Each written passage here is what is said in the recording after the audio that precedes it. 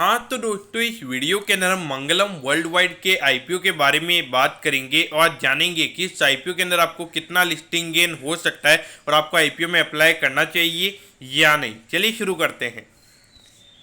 तो देखिए, सबसे पहले अगर हम बात करेंगे कि ये कंपनी क्या काम करती है, तो देखिए ये जो कंपनी है 1995 में ये कंपनी स्टार्ट हो गई थी। यानी कि अगर हम देखेंगे अराउंड 25 से 26 साल इस कंपनी को स्टार्ट हुए हो चुके हैं।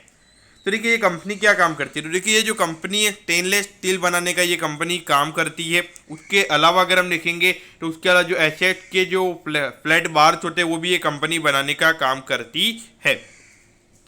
उसके अलावा अगर हम देखेंगे जो स्टील स्क्रैप होता है, जो फेरालाइज होता है, उसकी ट्रेडिंग में भी ये कंपनी काम करती है। यानी कि कई और से लेके हायर प्राइसेस पे सेल करने का ये कंपनी काम करती है। और अगर हम अभी देखेंगे तो अभी करंटली कंपनी के दो प्लांट है, एक हालोल के अंदर है और एक चंगोदार के अंदर है। तो ये दो कंपनी के अभी करंटली प्लांट है।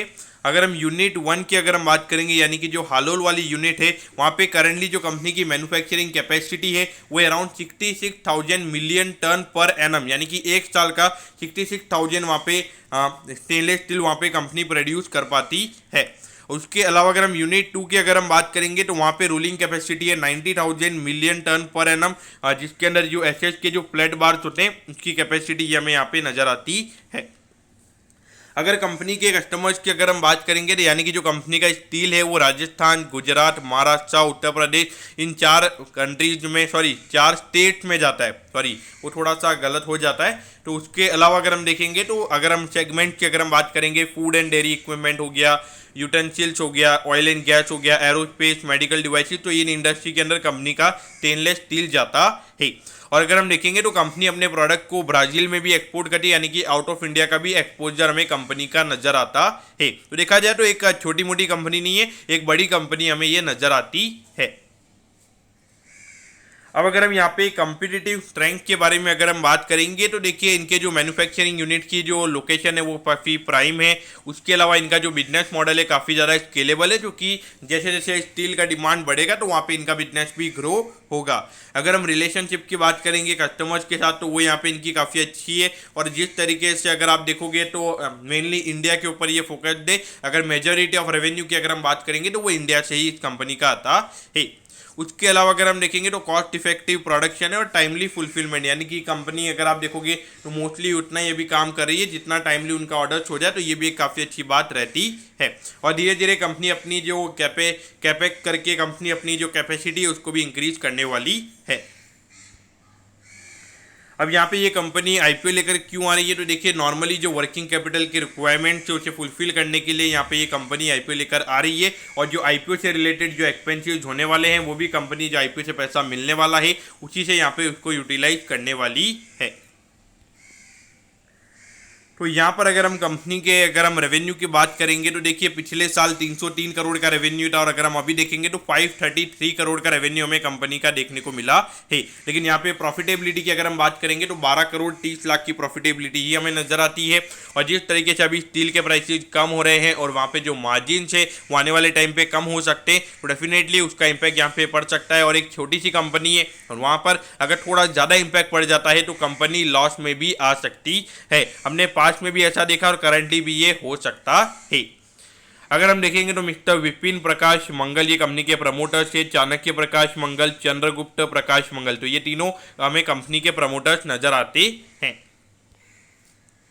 तो देखिए 30 जून को ये आईपीओ ओपन होने वाला है, 4 जुलाई को ये आईपीओ क्लोज हो जाएगा और एक शेयर यहाँ पे कंपनी 101 रुपीज पे दे रही है और 1200 शेयर्स का लॉट हमें यहाँ पे नजर आता है। अगर हम देखेंगे अराउंड 65 करोड़ का यहाँ पे आईपीओ साइज है। पूरा पैसा अगर हम देखेंगे कंपनी के पास ही जाने वाला है, यहाँ पे कोई भी पैसा कंपनी के प्रमोटर्स के पास नहीं जाने वाला है। अगर हम बात करेंगे तो 50% का रिटेल कोटा है, यानी कि अराउंड 32 से 33 करोड़ का रिटेल कोटा में नजर आता है और उतना ही हमें एचएनआई कोटा भी नजर आता है। और यहाँ पे कोई भी क्यूआईबी कोटा नहीं है, यानी कि जो क्वालिफाइड इंस्टीट्यूशनल इन्वेस्टर्स होते हैं तो उनसे रिलेटेड यहाँ पे कोई कोटा नहीं है। यहाँ पे एचएनआई और रिटेल ही अप्लाई कर सकते हैं।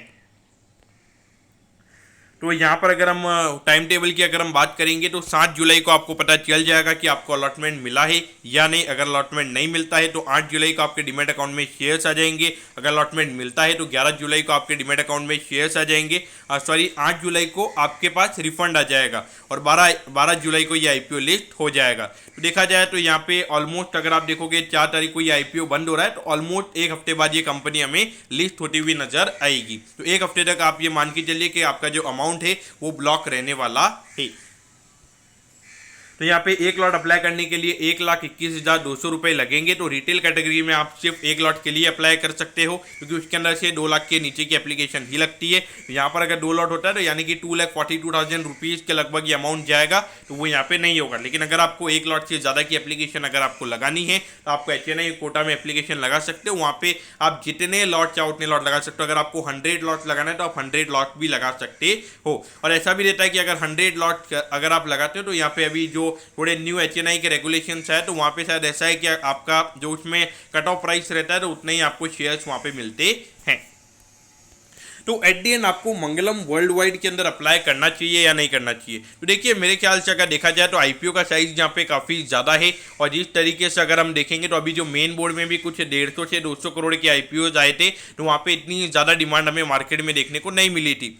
और अभी जिस तरीके से अगर हम देखेंगे जो स्टील के प्राइसेस जो वो जिस तरीके से अभी कम हो रहे हैं, तो वहाँ पे डेफिनेटली एक नेगेटिव इम्पैक्ट कंपनी के ऊपर पड़ सकता है। और एक छोटी सी कंपनी है तो वहाँ पे अगर आप देखोगे इतना जो मार्जिन की प्रॉब्लम अगर एनी टाइम अगर पड़ती है तो वहाँ पे डेफिनेटली काफ़ी बुरी तरीके से इम्पैक्ट पड़ सकता है। तो उस पॉइंट ऑफ व्यू से अगर हम देखेंगे तो long term point of view से तो डेफिनेटली अवॉइड करना चाहिए। और ये पूरी एक साइकिल हमें ये नजर आती है, तो उसमें डेफिनेटली अवॉइड करना ही सही रहेगा long term point of view से। लेकिन अगर हम listing in point of view से अगर हम बात करेंगे तो देखिए NSE पे ये लिस्ट हो रहा है तो थोड़ी मार्केटिंग वगैरह वहाँ पे ज़्यादा NSE करता है, वहाँ पे डेफिनेटली थोड़ा रिस्पॉन्स देखने को मिल सकता है। तो उस पॉइंट ऑफ व्यू से अगर हम देखेंगे तो 65 करोड़ का अगर आईपीओ है तो अगर अराउंड 4 से 5 टाइम भी अगर ये आईपीओ सब्सक्राइब होता है तो आप यहाँ पे अप्लाई कर सकते हैं। बाकी मेरे ख्याल से अवॉइड करना ही सही रहेगा। तो दोस्तों मैं होप करता हूँ कि मंगलम वर्ल्ड वाइड के आईपीओ के बारे में आपको सब कुछ पता चल गया होगा। अगर आपकी कोई भी क्वेरीज है आप कमेंट कीजिए, मैं जरूर आपके कमेंट पर रिप्लाई करूँगा। ओके दोस्तों, thank you, have a nice day.